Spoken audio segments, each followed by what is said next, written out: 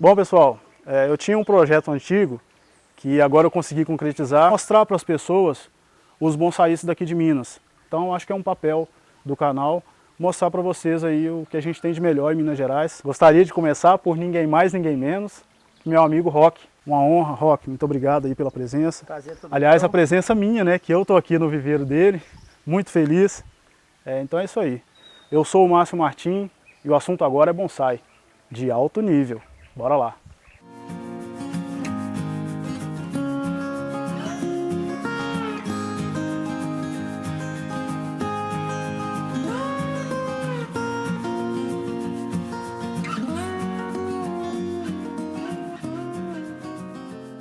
Estou aqui no viveiro do Rock, fica aqui em Nova Lima, é o Terra Bonsai. Eu vou deixar para você aqui na descrição do vídeo o link de acesso para o site do Rock, da escola Terra Bonsai, aqui de Nova Lima, Minas Gerais. Beleza? Então dá uma força lá. Nós estamos aqui com o Rock Júnior e eu vou deixar que ele se apresente para vocês aí. Bom, meu nome é Rock Júnior, eu tenho já mais de 20 anos com bonsai, comecei inicialmente como hobby e acabou que o bonsai foi tomando uma proporção, um rumo que preencheu a minha vida completamente. Eu abandonei tudo, eu sou economista, trabalhava na área, trabalhava em banco e acabou que eu larguei tudo para dedicar exclusivamente à arte do bonsai mesmo. Inicialmente era até dedicar ao comércio de bonsai. E depois, com o tempo, com a medida que eu fui aprofundando dentro da arte, e acabou que eu até larguei um pouco essa parte comercial, propriamente dita, e fui buscando mais esse nicho da parte artística realmente. Inicialmente eu formei pela Escola Europeia de Bonsai com o mestre Salvatore Liporati. Hoje eu tenho vários trabalhos de escola no Brasil inteiro. Tem Brasília, Ji-Paraná, Cuiabá, Rio, aqui em Salvador. Então tem vários núcleos no Brasil inteiro com o foco de levar um bonsai, como o Samurai disse, um bonsai de alta qualidade, com nível técnico sempre em evidência.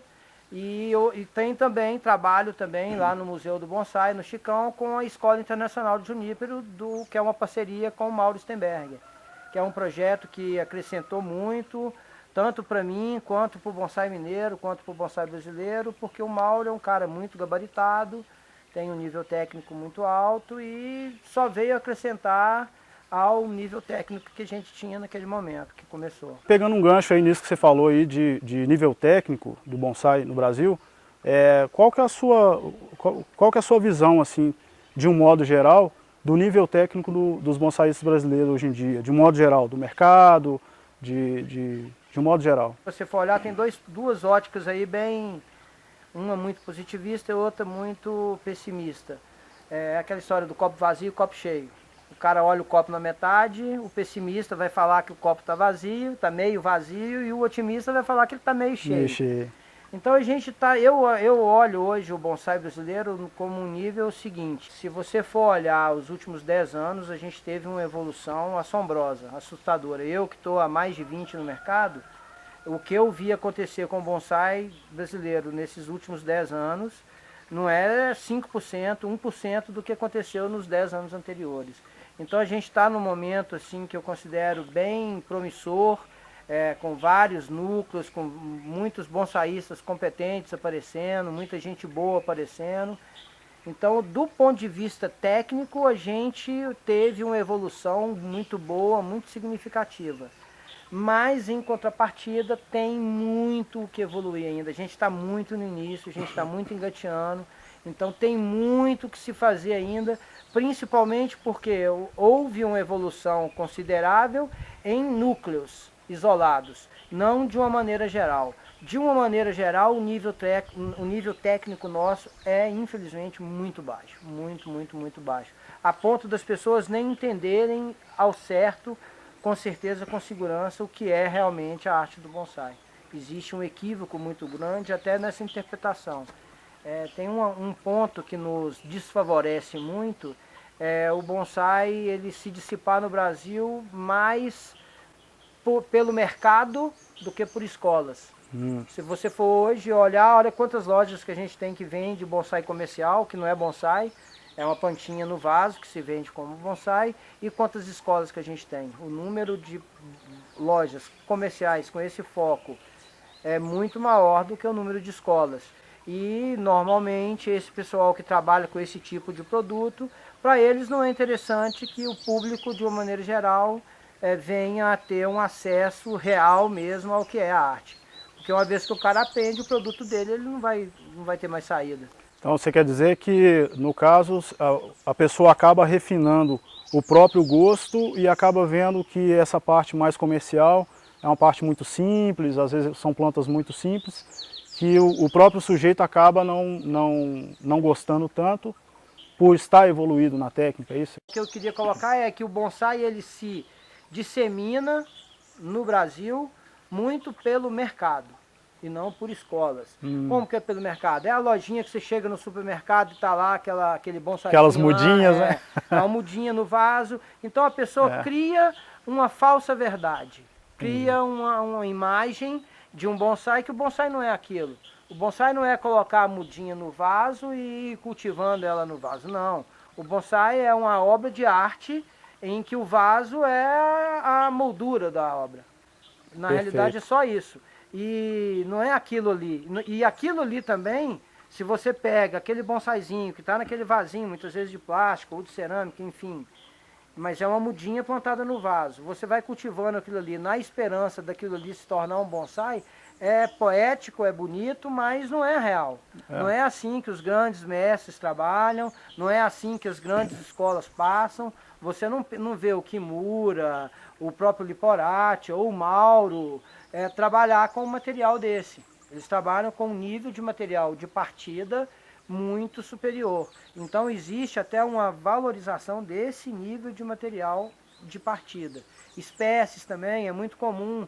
A gente ainda tem no Brasil várias espécies que são espécies comerciais, que se dissiparam com o mercado de bonsai da China, que vendia aqueles bonsaizinhos para o mundo inteiro.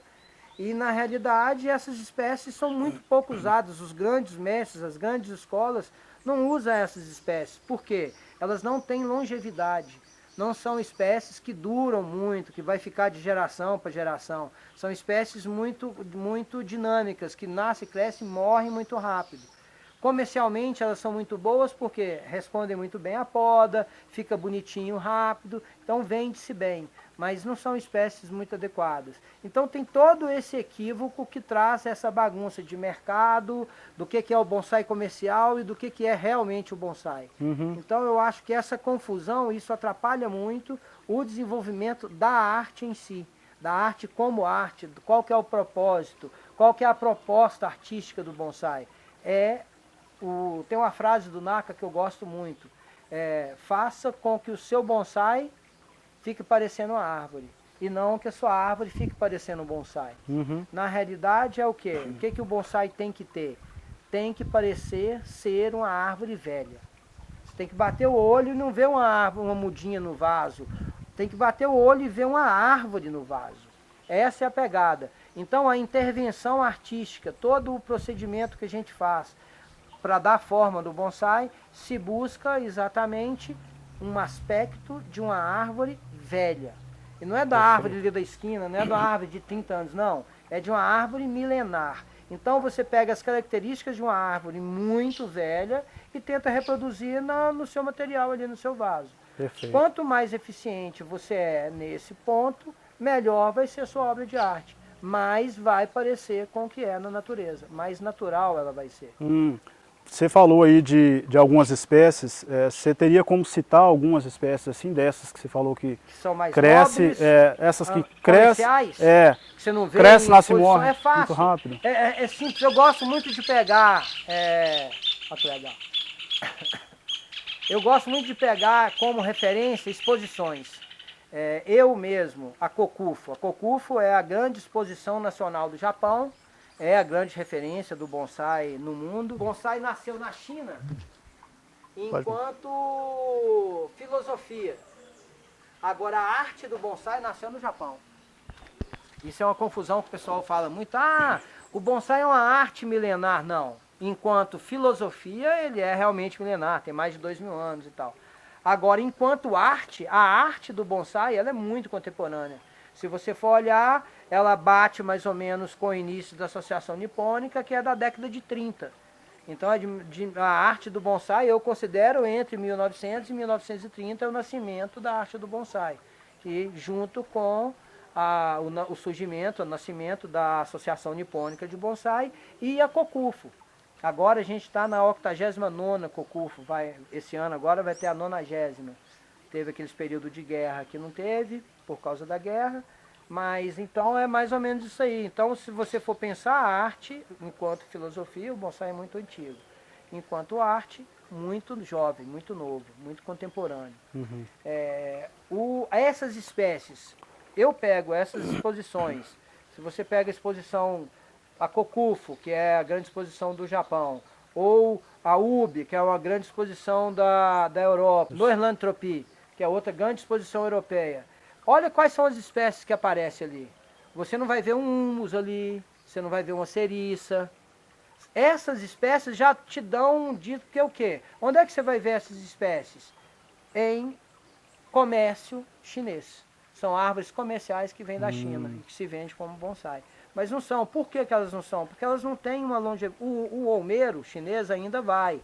Ainda você consegue fazer, é uma árvore que dá muito, mas não é uma árvore muito nobre. A ceriça nem se fala, é um arbusto e de ciclo de vida muito rápido.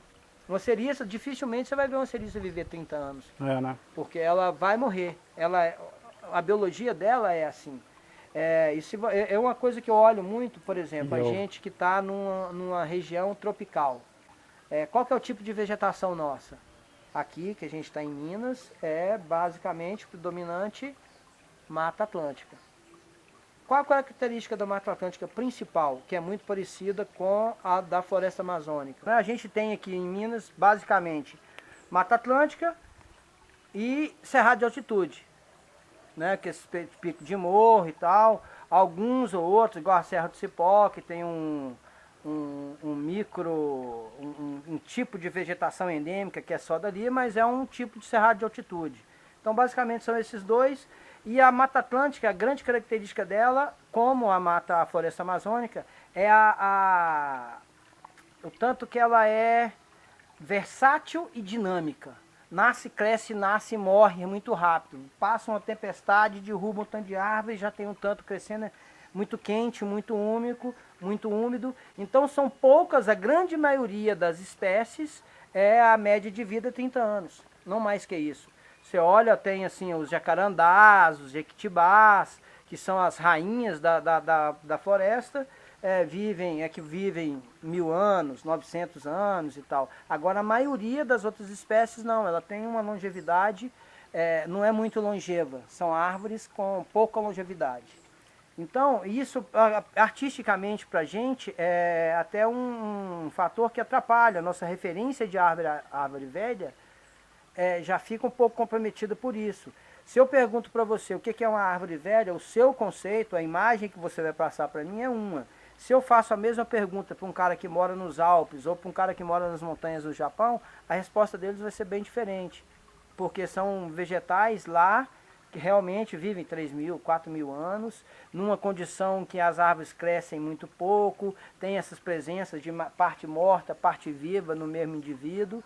As nossas árvores aqui, morreu um galho, morreu um pedaço, o que vai acontecer? Rapidamente fungo, os micro-organismos, insetos, vai reciclar, né? besouro, cupim, formiga, rapidinho que ele vai apodrecer e vai ficar só a parte viva mesmo. A gente não tem esse comportamento de árvore, parte viva e parte morta na mesma árvore. Uhum. Então acaba que artisticamente a gente tem esse empecilho. Eu mesmo, a partir do momento que eu fui e vi essas espécies na natureza, mudou a minha perspectiva de fazer o bonsai. Opa, a gente copiar, fazer um bonsai baseado em bonsai não é um bom caminho. Melhor referência sempre é a natureza, sem dúvida. E eu acho que assim, essas espécies que eu acho que são comerciais, é isso que eu falei, ceriça, humus, essas plantas que você vê, que você não vê em exposição top. Essas grandes exposições do mundo, você não vai ver essas espécies. E as espécies nobres, se você for colocar da Europa, do Japão, são os pinheiros, tanto os pinheiros japoneses, os ocidentais lá, quanto os pinheiros europeus, que é o Japão, é o Kurumatsu e o Kurumatsu, o Akamatsu e o Goiumatsu, que é o pinheiro branco, pinheiro vermelho e o pinheiro preto.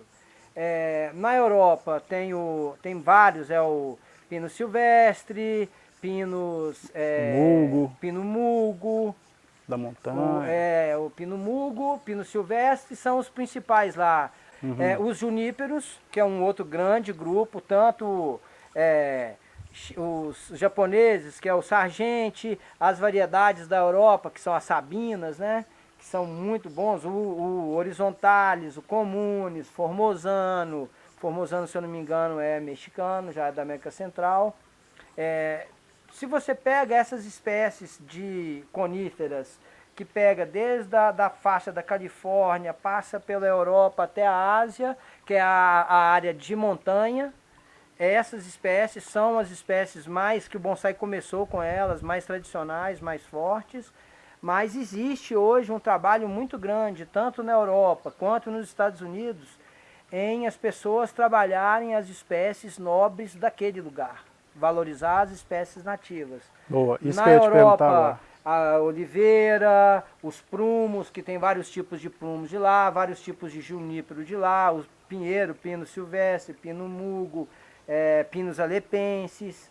Então, essas espécies que são as nativas, nos Estados Unidos a mesma coisa, temos o taxódio, alguns tipos de carvalho, esse aqui é o da Califórnia, aquele junípero. Junípero da Califórnia. Junípero, California Juniper. Bom, como você disse aí, pelo que eu entendi, cada país valoriza muito bem as suas espécies, né? A minha pergunta para você é a seguinte: para as pessoas que gostam do bonsai, estão iniciando, principalmente, quais são as espécies que você... São duas perguntas. Quais são as espécies que você indica, de um modo geral? E o que você acha dessa questão das pessoas falarem assim, temos que valorizar nossas nativas e tal? Quais seriam essas nativas? Vamos responder aí primeiro uma e depois a outra. Qual espécie que no Brasil a gente indica, que a gente usa aqui no Brasil para bonsai, que é mais usual? As mais famosas assim, que a gente tem são as das mirtáceas. Jabuticabeira, pitanga e eu esqueci de colocar as cerejas, né? Que é Eugênia Matosi, a cereja do Rio Grande, essas espécies que são das mirtáceas, que é um grupo muito bom. É um grupo que não é tão versátil, que tem algumas peculiaridades. Jabuticabeira, as mirtáceas são mais chatas, vamos falar assim. Mas são espécies muito nobres, muito longevas, que aguentam muito, dão um resultado artístico muito bom, responde bem à poda.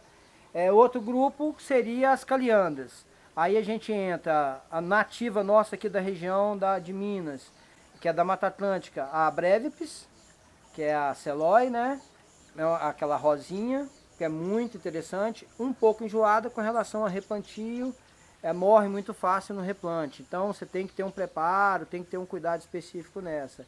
Nós temos a espinosa, que é do Nordeste, que essa daí é a mais resistente, a mais forte, que aguenta mesmo qualquer tranco. Essa é das espécies assim que a gente tem, é uma das campeãs, ela e o piteco para mim são as mais fortes.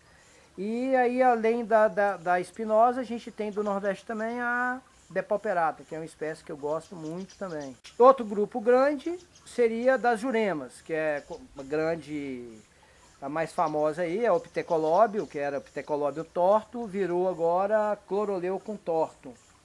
É uma espécie, fora do Brasil, para bonsai eu acho que é uma das mais famosas, lá fora ela é conhecida como Brazilian Rain Tree. É uma espécie nossa aqui, para mim, a mais resistente de todas. Uma pena que tem espinho, acho que o único problema dela é ter espinho, o resto é uma árvore muito generosa, muito bonsai forte, maravilhosos. Maravilhoso, dá muito trabalho de madeira.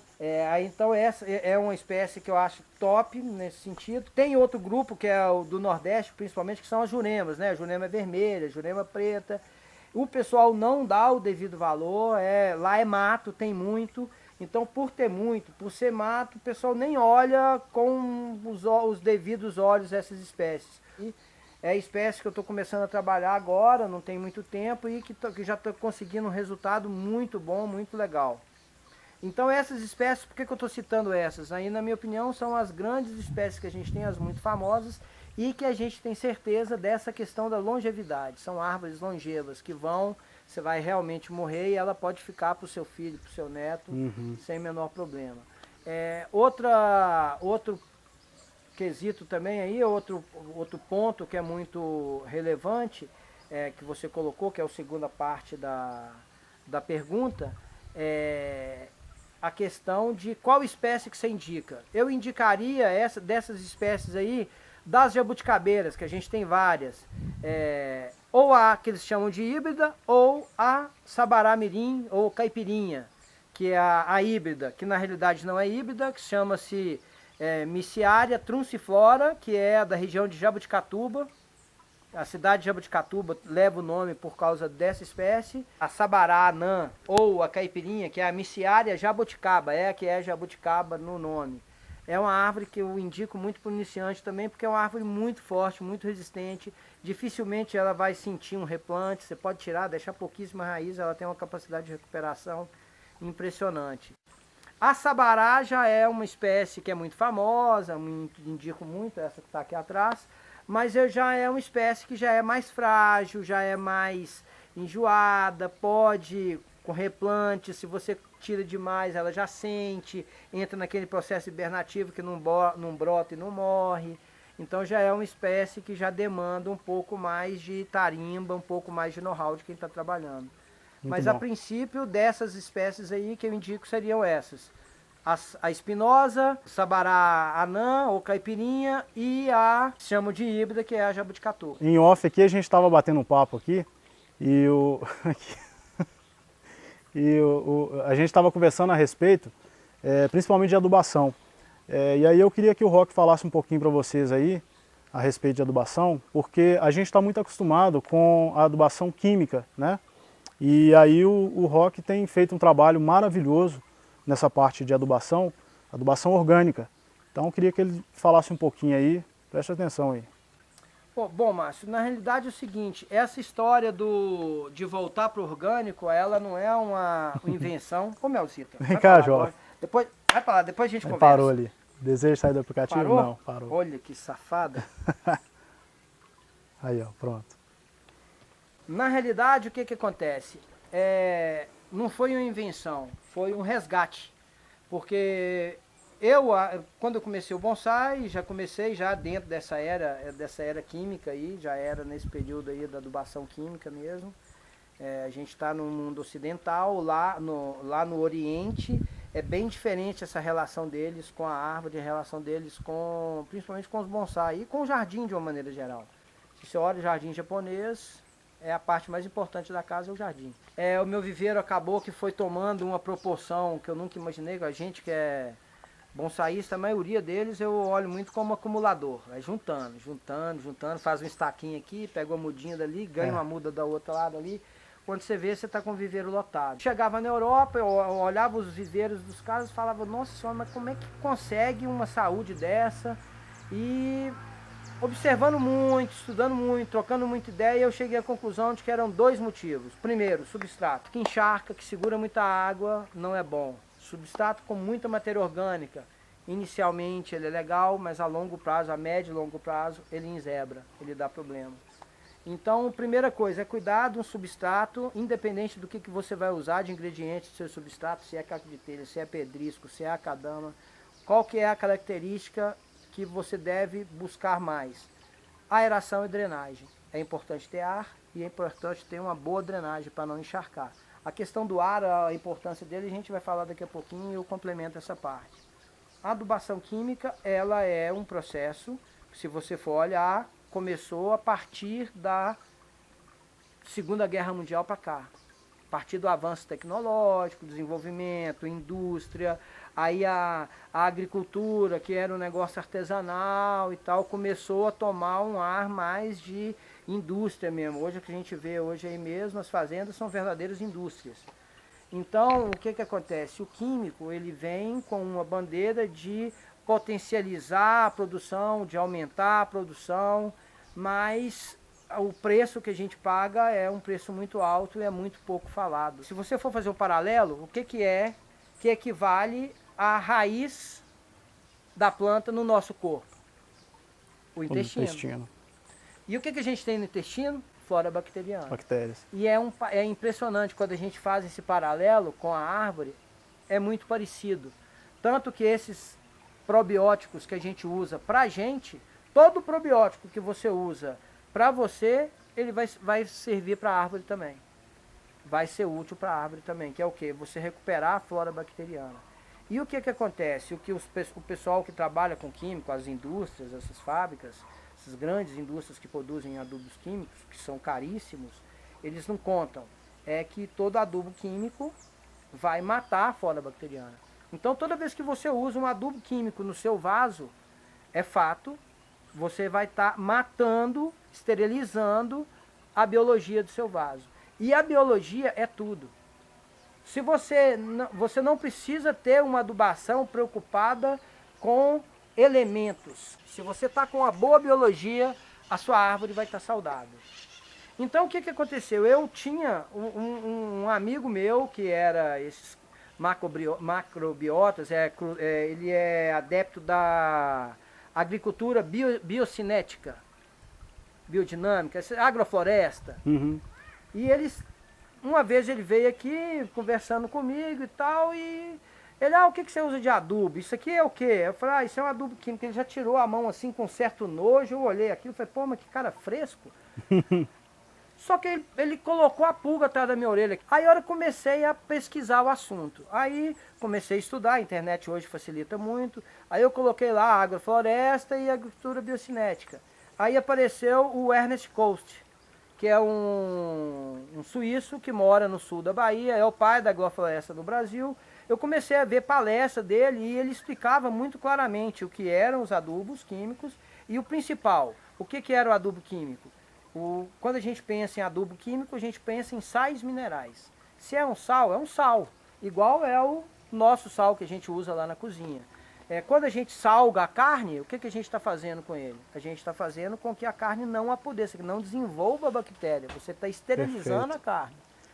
Quando você usa o sal no vaso, não é diferente. Você está esterilizando o seu vaso. A flora, ele né? vai estar esterilizado. Você imagina uma pessoa sem flora bacteriana no intestino. O que vai acontecer? Diarreia, desidratação, o sistema imunológico vai para baixo. Primeira coisa que acontece é o sistema imunológico vai dançar. Com a árvore não é diferente. Então, são dois agentes que atrapalham muito a saúde da árvore. Adubo químico, porque vai esterilizar, e o excesso de água, porque também vai matar esses seres que são aeróbicos. Então essa parte do excesso de água já entra na composição do solo, né? Sim. Seria muita matéria orgânica. Muita matéria orgânica, o uso de terra, Uhum. entendeu? Ou então até mesmo se for pedrisco ou caco de telha, partícula muito fina, menor que 1 milímetro, por exemplo. Acaba atrapalhando. Acaba segurando, retendo muita água que atrapalha na biologia. Correto. Entendeu? Então é essa questão. Primeiro, começa a adubação, sempre quando a gente fala de adubação, começa primeiro com o substrato. Bem drenado, bem aerado. Tá desse jeito, aí a gente dá. Se não tiver desse jeito, a primeira coisa, corrige isso. Se tiver segurando, não adianta. Tudo que você fazer vai ser em vão. Perfeito. É desnecessário. Perfeito. Então já foca nisso, tá com o substrato adequado, aí adubação. Aí o que acontece? É o que eu observo hoje muito aqui no viveiro. Então, o uso dos adubos químicos, ele nos foi trazido pela indústria, pelo mercado, que são grandes indústrias. E eu estava até falando com você em off, é um mercado macabro, sinistro. Porque se você for pensar, a mesma indústria que faz o seu adubo químico, ela é a mesma indústria que produz os agrotóxicos, e é a mesma indústria que produz os remédios que vende na farmácia. Que trata, às vezes, doenças males causados por esses eles agrotóxicos. Então é um ciclo que você cria. Quando você quebra essa cadeia, para eles é horrível, porque é menos dinheiro que entra para eles, mas para nós, para a natureza, para o ambiente, para a sua família, para quem convive com você, todo mundo ganha. Muito ganho. Entendeu? Então, na realidade, e outra, eu fiz um paralelo também que bateu. Essa história da agrofloresta, do Bruno, dele ter me dado esse toque, eu conhecer o Ernest, começar a ver os vídeos dele, fui numa palestra dele no Rio, apaixonei, e vi que a ideia dele, a fazenda dele, os números da fazenda dele não mentem, porque existe muito hoje, as faculdades no Brasil de agronomia, principalmente agronomia, mas agronomia, biologia, botânica, elas são patrocinadas por essas indústrias. Então eles vão falar, eles vão preparar os nossos estudantes lá, eles vão condicionar os estudantes de que não tem jeito da gente produzir para o mundo hoje se não for pelo químico. Entendi. Mas eu te falo, eu estou com 5, 6 anos que eu estou nesse do orgânico. E pelos números da fazenda do Ernest e pelos números que eles têm, aqui em Minas já tem núcleo deles, Goiás, está espalhado pelo Brasil inteiro, graças a Deus. E tomara que continue crescendo mesmo essa ideia aí. Os números deles provam que dá sim. É a gente conviver com a natureza, é conviver e não intervir de maneira muito... não, brusca muito brusca. E se você for olhar hoje, qual que é o padrão da lavoura brasileira hoje? Mata o solo. Quando você desmata, pega a grade, o arado, passa ali, você está esterilizando, você está matando tudo, para depois entrar com a adubação química específica para aquela espécie. Ao invés que você poderia muito bem deixar ela viva, como é que ela vive? É um solo, a mata é o solo vivo. Quando tem aquela camada de folha que tem na mata, aquela camada de folha chama-se serrapilheira. A serrapilheira é o berçário ou a maternidade dos micro-organismos. É ali que os micro-organismos se proliferam mesmo. Como é que é feita a adubação dos bonsai no Japão? Me cita um adubo químico japonês e Não orgânico conheço. japonês. Você conhece algum? Vários. Biogold Vital, Green King... E aí vai, uma porrada. Só orgânico. Não tem nenhum adubo químico para bonsai. Por quê? Porque eles cuidam. E a CUT começou onde? No Japão. Entendeu? Perfeito. Então, a hora que eu fiz esse paralelo, opa, peraí, não tem nenhum adubo químico no Japão. Só Por que será, orgânico. né? Entendeu? Então, o adubo orgânico, lá a adubação, principalmente dos adubos tops, das árvores tops, das masterpieces deles, basicamente orgânico. A hora que eu fiz esse paralelo, já linkei na hora, e aí eu migrei. Eu saí do químico, abandonei, dei tudo, boa parte da minha adubação, dos meus adubos mesmo, eu dei tudo, o resto que era agrotóxico, tudo que eu tinha eu descartei nessas lojas que recebem o descarte. E tem 5, 6 anos já que eu estou indo agora para 6 anos que eu estou no cultivo 100% orgânico. O que eu notei nesse período? Eu nunca tive com viveiro com saúde igual está hoje. Você olha assim, o que tem de doença aqui foi de planta que entrou agora recente, que é planta de cliente que chega doente para recuperar. Mas as árvores que estão aqui já há muito tempo não tem nenhum problema. Você deve ter notado aí que o nível de saúde e o nível de floração, de frutificação, eu estou apaixonado. Cada dia mais eu estou mais encantado com esse, que é o natural, né? É simples, é mais barato, é muito mais em conta. Você trabalhar com resíduo que você joga fora, estava mostrando por Márcio, eu uso aqui água que lava arroz, você cozinhou o milho, aquela água que você cozinhou o milho, você vai jogar fora? Não joga fora, coloca no vidrinho, deixa ela fermentar e usa ela, é um adubo excelente. Então, no nosso lixo, você vai achar muito adubo bom, eficiente e barato, é lixo. E casca de frutas, essas coisas também? Resto de legumes? Essa daí já é um processo que é o fermentado, que é a gente chama aqui que é o fedorento. É uma compostagem só que dentro da água. Funciona também. O grande problema dela, que eu vejo até mesmo comercialmente, é o mau cheiro. Ele fede muito, fica aquele cheiro de fossa ali. No caso, essa parte de EM que você falou, não tem isso, né? Não tem. E se você pega o EM, que tem o cultivo do EM, você faz a cultura, captura os EMs, aí se você faz a cultura do EM, que joga no caldo de cana e tal, e usa esse líquido para fazer a proliferação no seu vaso, você já vai estar dando um adianto. E se você usa esse mesmo líquido que você usa para jogar no vaso, você usa nessa composteira, vamos falar assim, que é o fermentado, ele vai melhorar muito o cheiro também. Vai acabar com o mau cheiro. Então é uma boa, você já está jogando o EM ali, já vai estar contaminado. E é basicamente o que? Usar resíduos orgânicos. Eu uso basicamente 3 adubos. Um é o EM5. É M5, é do inglês, que é Efficient Microorganisms 5, ou 4, que é nos Estados Unidos eles falam M4, na Europa é N5, que é o quê? Bactérias, fungos, actomicetos, leveduras, é M4. Na Europa é M5 porque eles classificam as bactérias em dois grupos. Bactérias fotossintetizantes e bactérias produtoras de ácido lático. Actomicetos, fungos e leveduras. Esse grupo é muito parecido com o que a gente tem no intestino, então são mais ou menos os mesmos indivíduos, só que na raiz da árvore ali. E uma vez que a árvore está plena desses micro-organismos, você não precisa preocupar com adubo químico, você não precisa preocupar com nenhum sal, nitrogênio, fósforo, potássio. É porque mesmo que falte determinado mineral, esses bichinhos são tão poderosos que eles sintetizam um similar e disponibilizam para a árvore. Porque é uma troca, é uma simbiose. Eles facilitam a absorção de água e sais minerais pela raiz.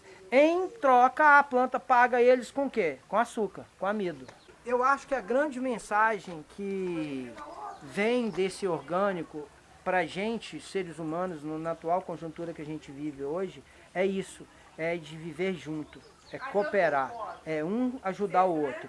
E não disputar, competir, como é que eu acho que às vezes é exacerbado, é muito, passa da conta essa competição.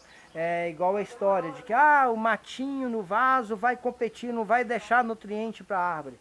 Isso é uma ilusão, é uma mentira que a gente passou a acreditar. Que na realidade a agricultura sintrópica, ela vai exatamente falar o contrário. Se você deixa o matinho aí esteticamente pro bonsai não é bom, não é legal, porque fica feio mesmo, fica parecendo que você está desleixado e tal. Mas botanicamente, biologicamente, existe estudos que comprovam que é eficiente e que é bom sim. Essa biodiversidade no vaso vai favorecer, porque é assim que é na natureza. Não existe guerra. A guerra química, que o nego fala tanto, é raro, uma espécie ou outra que não dá certo com uma outra espécie, mas assim é raro acontecer. A maioria delas são sinérgicas, existe uma sinergia e não uma competição. Então Perfeito. A gente trazer isso para o nosso meio, eu acho que é muito válido, é muito positivo. Tanto para fazer o bocashi, que o bocashi o que é? Que é um outro tipo de adubo que eu uso, que eu falei primeiro é o M, que eu uso tanto jogando direto no vaso, 5 ml em 1 litro d'água e rega as árvores. Você já está jogando direto o probiótico ali, direto no vaso. Outro é você fazer o bocashi. O bocashi são esses adubos que você vê muito aí no mercado. Aqui no Brasil a gente tem o Ikimono, que é aqueles dos meninos lá do Chau, dos meninos lá de Petrópolis. Temos o Taigold, que são tipos de bokashi. O que é? Bokashi em japonês é fermentado. O que é? Você pega os ingredientes, torta de mamona, farinha de osso, farelo de trigo, farelo de arroz, de algodão, tudo com esses resíduos orgânicos, mistura, esterco de galinha, mistura tudo e rega com o EM, mesma diluição, 5 ml em 1 litro d'água, pode até usar mais forte um pouco, 10, 15 ml em 1 litro d'água, rega e deixa ele fermentar. Ele vai fermentar, vai dar aquela fermentação, a temperatura vai subir, vai passar de 50 graus. E a hora que baixou a fermentação, a temperatura baixou, ele já fica no ponto de usar, vai ser um adubo excelente, porque ele está repleto de micro-organismos. Então aí é um outro tipo de adubo, a gente falou do EM, falou do bokashi, dos fermentados sólidos, e entra aí os fermentados líquidos. Quem quer fazer em casa é simples. Cerveja é um ótimo adubo, é um fermentado. Se for olhar, a cerveja é um fermentado. E se você pegar a cerveja que vem do supermercado, eu uso muito, que eu deixo uma garrafa aqui, eu até te mostrei, e vou tomando cerveja, aquela que fica no copo, que às vezes o pessoal joga fora, eu jogo dentro dessa garrafinha. E deixo ela ali, deixa ela estragar, deixa ele fermentar mais ainda. É um adubo excelente. Então você pode, quem não bebe, ou então pode abrir uma garrafa, compra uma cerveja dessas mais baratas, abre a garrafa e deixa ela lá estragar uns 15 dias, 20 dias, que ela vai continuar a fermentação. Desse jeito você vai neutralizar um pouco, porque essas cervejas são pasteurizadas. A hora que pasteuriza, ela vai matar o que é ruim, mas mata o que é bom também. Quando você deixa desse jeito, vem o que é ruim, mas o bom também vai estar potencializado. Então, é uma opção, cerveja é uma opção, água de milho, cozinhou o milho, aquele milho verde, cozinhou em casa, vai jogar água fora? Joga dentro da garrafinha, deixa uns dias lá. É uma outra opção. Aquela que você falou, do misturar um resto de folha, casca de fruta, joga tudo, com exceção de cítrico não joga, casca de laranja, limão não joga. Sem ser cítrico, o resto pode tudo, couve, repolho, casca de banana, mamão, manga. Joga tudo dentro do recipiente, joga com água e deixa fermentar ali. O empecilho que eu vejo nesse é o cheiro. Então acho que é isso. De qualquer forma, a mensagem do orgânico aí que eu deixo é essa. A gente vai aproveitar o gancho, no evento do Mário, em maio, no Bonsai 2020. A gente vai estar com uma palestra lá, nós estaremos com uma palestra lá sobre o bonsai orgânico, sobre todos esses tópicos. A gente vai falar, vai mostrar as etapas dos EMs, como é que é a coleta, a formação, como é que desenvolve o bocache, mostrar etapas com 7 dias, 15 dias, um mês, como é que é a característica específica deles. Então quem quiser aprofundar e tiver lá no evento do Mário, é uma ótima oportunidade da gente estar afinando esse assunto aí. Beleza. Fica o convite então, Bonsai 2020 aí, as inscrições aí já estão no final, já está quase lotado. Estaremos lá presente com essa proposta do bonsai orgânico e vai estar uma série de demonstradores de altíssimo nível. Fica o convite aí a todos. E o canal do Márcio também, né? Dá o link aí, como é que coloca, dá um like, se inscreva. Se inscreva e liga lá o sininho lá. Ó. É isso aí. Então, depois dessa grande aula, queria agradecer aqui ao Roque, que abriu o espaço dele aqui pra gente, tá? Vocês viram que eu não falei muito, porque com essa aula maravilhosa aqui, eu preferi até não entrar muito. Espero que vocês tenham gostado. Mais uma vez, Roque, muito obrigado. Eu que agradeço, cara. Uma honra ter você aqui. A honra é toda minha, pessoal, é todo meu. Dá uma olhada lá, Terra Bonsai, vou deixar o link na descrição, beleza? Um grande abraço a todos, muito obrigado e até o próximo vídeo. Valeu. Isso aí, galera. Show.